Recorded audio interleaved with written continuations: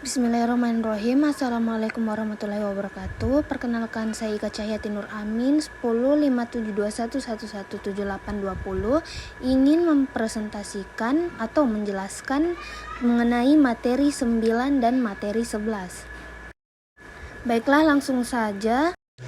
Materi yang pertama yaitu Return on Asset atau ROA. Ini merupakan sebuah rasio yang memperlihatkan perbandingan laba bersih yang dihasilkan dalam perusahaan dengan modal yang diinvestasikan pada sebuah aset. Sebagai contohnya, untuk dapat menjual nasi goreng di jalanan, kita membutuhkan sebuah gerobak nasi goreng. Nah, ROA ini menjadi perbandingan untung yang kita dapat dari jual nasi goreng dengan uang yang telah kita keluarkan untuk membeli gerobak nasi goreng tersebut. Nah, contohnya data diambil dari laporan keuangan pada salah satu perusahaan yang terbuka di Indonesia, Mayora Indah Tbk Myor, tahun 2019. Mayora Indah memiliki total aset sebanyak 1937,9 miliar rupiah dengan laba bersih mencapai 1987,8 miliar. Berikut perhitungan ROA-nya. ROA sama dengan laba bersih dibagi total aset dikali 100%. Jadi 1987,8 miliar dibagi 1937,9 miliar dikali 100% sama dengan 10,44%. Jadi ROA-nya sama dengan 10,44%. Nah, materi selanjutnya yaitu sales growth. Cara menghitung sales growth adalah dengan mengurangi jumlah penjualan di periode ini dengan periode sebelumnya, membaginya dengan penjualan di periode sebelumnya, lalu kalikan dengan 100. Mudahnya, penjualan periode ini dikurang penjualan periode sebelumnya dibagi penjualan periode sebelumnya dikali 100. Contohnya, ada perusahaan kecil yang memiliki pendapatan 50 juta di tahun ini dan 35 juta di tahun sebelumnya. Maka sales growth-nya ada di angka 42,85%. Di sisi lain, ada perusahaan besar yang dengan pendapatan 800 juta di tahun ini, 750 juta di tahun sebelumnya. Sales growth-nya perusahaan tersebut hanya 6% saja. Meskipun persentase dan peningkatannya lebih rendah, jumlah uang yang didapatkan oleh perusahaan besar jauh lebih banyak daripada perusahaan kecil. Materi selanjutnya yaitu asset growth. Pertumbuhan aset atau asset growth merupakan barang fisik yang dimiliki untuk memperlancar atau mempermudah produksi barang-barang lain dalam kegiatan normal perusahaan. Ukuran yang menyangkut aktiva atau aset salah satunya ialah angka rasio penjualan atau dibagi total aset yang dinyatakan sebagai persentase. Contohnya, perusahaan memiliki data penjualan dengan sebagai berikut. Penjualan tahun pertama 1,9 M, penjualan tahun kedua 2 M.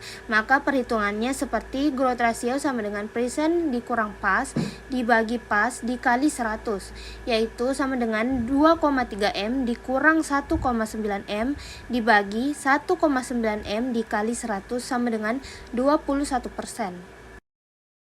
Selanjutnya yaitu cash flow. Cash flow adalah jumlah uang tunai yang masuk dan keluar dari bisnis dalam periode waktu tertentu. Jumlah tersebut penting untuk dihitung mengingat uang tunai yang dimiliki bisnis terus bergerak masuk dan keluar. Contohnya saat ini membeli persediaan barang, uang tunai bergerak keluar dari usaha ke pemasok. Lalu saat Anda menjual persediaan barang, maka cash flow bergerak masuk ke bisnis dari konsumen. Contohnya, cash flow operasional sama dengan laba bersih ditambah pengeluaran non-tunai ditambah perubahan modal kerja. Misalnya, per periode Desember 2022, bisnis Anda mendapat pemasukan dari penjualan produk sebesar 20 juta. Dari pendapatan tersebut, Anda mendapatkan bunga dari piutang sebesar 2.500.000. Selain itu, Anda juga perlu membayar pajak sewa sebesar 1.500.000 dan upah karyawan sebesar 4 juta. Maka, cash flow operasional bisnis Anda pada periode 2022 adalah 20 juta ditambah 2.500.000 dikurang 1.500.000 ditambah 4 juta sama dengan 17 juta. Selanjutnya DTA atau Different Tax Asset atau aset pajak tangguhan adalah jumlah pajak penghasilan yang dapat dipulihkan di periode masa depan. Different tax asset dapat terjadi akibat beberapa faktor. Salah satunya adalah pembayaran pajak yang terlalu banyak. Nah, di sini saya akan mengambil contoh pada perusahaan A pada tahun 2008 memperoleh laba komersil 250 juta, sedangkan menurut laba fiskal 300 juta. Selisih ini terjadi karena beban penyusutan komersil 100 juta, sedangkan menurut penyusutan fiskal adalah 50 juta, sehingga terdapat koreksi fiskal positif 50 juta. Nah, DTA sama dengan selisih laba dikali lapisan tarif tertinggi 30% sama dengan 30% dikali 50 juta sama dengan 21 juta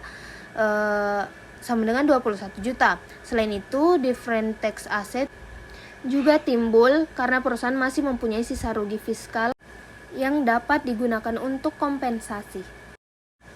Materi selanjutnya adalah DPR atau Dividend Payout Ratio atau rasio pembayaran dividen. Adalah rasio dari jumlah total dividen yang dibayarkan kepada pemegang saham relatif terhadap laba bersih perusahaan. Ini adalah persentase dari pendapatan yang dibayarkan kepada pemegang saham dalam dividen. DPR sama dengan dividen dibagi net profit atau laba bersih. Jadi 317.409.762.446 rupiah dibagi 635.271.36.798 rupiah sama dengan 49,96%. Nah, materi selanjutnya yaitu receivable turnover, di mana rasio ini merupakan rasio yang digunakan untuk mengukur beberapa lama penagihan piutang selama 1 tahun periode atau berapa kali dana yang ditanam dalam piutang ini berputar dalam 1 periode. Rasio perputaran piutang sama dengan penjualan kredit bersih dibagi piutang rata-rata. Rasio perputaran piutang ini sama dengan 200 juta dibagi 25 juta, sama dengan rasio perputaran piutang sama dengan 8 kali. Jadi, selama 1 periode ada 8 kali dana yang ditanam. Selanjutnya inventory turnover, di mana perputaran persediaan merupakan rasio yang digunakan untuk mengukur berapa kali dana yang ditanam dalam persediaan ini berputar dalam 1 periode.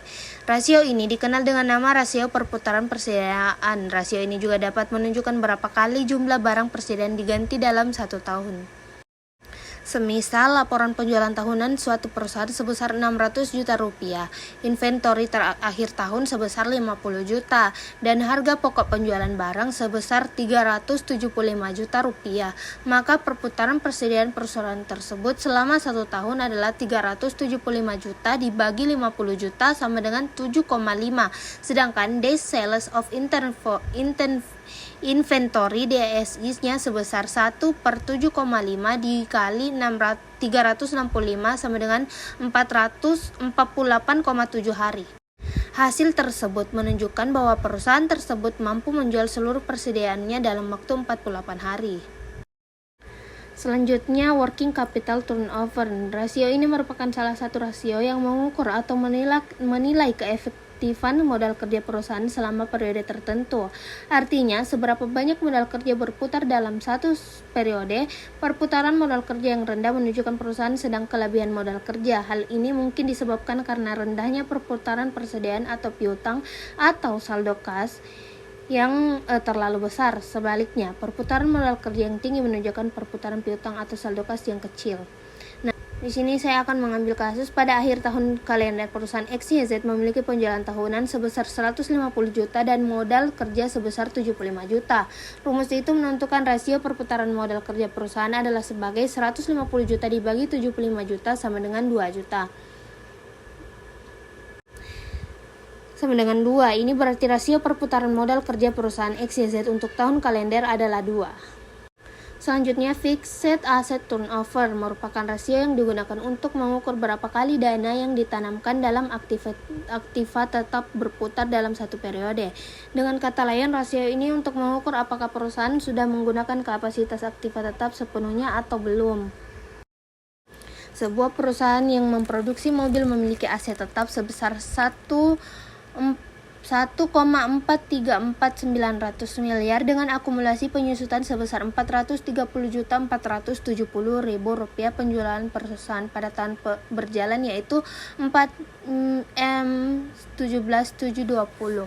Maka rasio perputaran aset tetap penjualan bersih dibagi aset tetap bruto dikurang akumulasi penyusutan sama dengan 4M dibagi 1,434900 M dikurang 470.470.000 sama dengan 4M 17.720.000 dibagi 1M 4.430.000 sama dengan 4. Contoh di atas telah mengartikan bahwa perusahaan mobil tersebut sudah mencapai pada rasio 4. Materi selanjutnya yaitu total aset turnover. Rasio ini merupakan rasio yang digunakan untuk mengukur perputaran semua aktiva yang dimiliki perusahaan dan mengukur berapa jumlah penjualan yang diperoleh dari tiap rupiah aktiva. Misalkan pendapatan bersih ABC company dalam setahun adalah 1 juta dan total asetnya adalah 500 juta. Total aset turnover sama dengan 1 juta dibagi 500 juta sama dengan total aset sama dengan 0,002. Nah, demikianlah penjelasan yang dapat saya sampaikan dalam tugas kali ini. Lebih dan kurangnya mohon dimaafkan. Assalamualaikum warahmatullahi wabarakatuh.